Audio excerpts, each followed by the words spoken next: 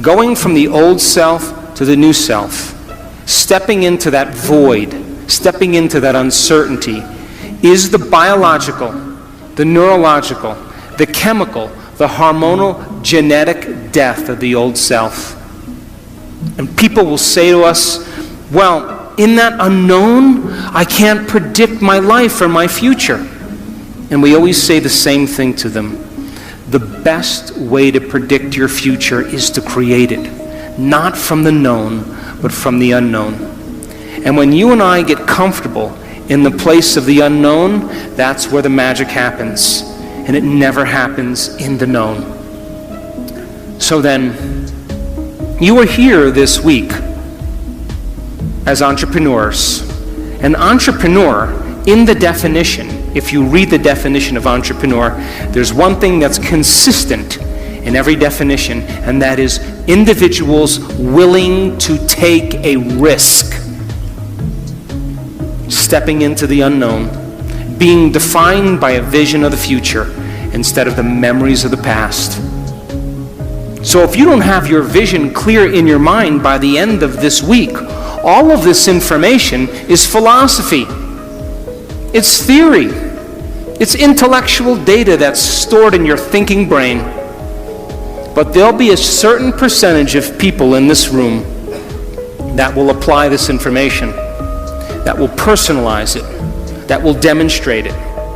And those people who learn the information and store it in their brain and can repeat it, those people who start thinking about what they're going to do with it, as they begin to think about what they're going to do with it, they begin to install the neurological hardware in their brain, priming them to a new future. And when you take all of this information and you say, how am I going to apply it to my life? And you get your behaviors to match your intentions. You get your actions equal to your thoughts. You've listened to great leaders. You've gotten specific information about success. You understand what it is, what emotional intelligence is, and how it is to change a culture.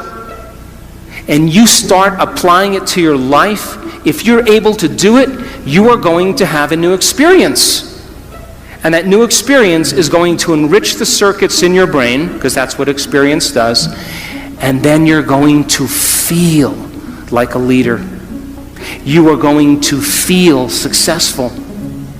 You are going to feel clear. And the moment you feel that feeling, now you are teaching your body chemically to understand what your mind has intellectually understood. We could say that knowledge is for the mind and experience is for the body. And in that moment, you are embodying leadership. You are embodying success. You are embodying clarity. Why? Because the emotion is the experience in chemical form. And the moment you feel that emotion, you're teaching your body chemically to understand what your mind has intellectually understood. You are embodying knowledge. But now here's where the expert comes in. If you've done that experience once, you have to be able to repeat it. And great people in the world who are uncompromising, they keep working to reproduce the experience. And if you can reproduce that experience over and over again, neurologically and chemically, you will condition your body to become the mind of it. Now it'll be innate in you. It'll be second nature. It'll be easy. It'll be familiar. It'll be common. It'll be automatic. You've done it so many times, it is now who you are. So our job's then to go from philosopher to initiate to master.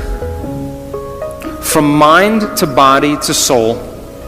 From knowledge to experience to wisdom, and from thinking to doing to being.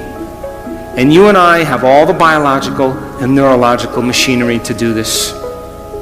But some people will get all of this information and it'll be philosophical. They'll never apply it. Those people who actually apply it and have the experience once will think that that's defining them. But people who really embody and make it innate in them, the true leaders of the world, it becomes who they are. They don't have to think about leadership. They are leadership. They don't have to think about success. They are success. It's become who they are.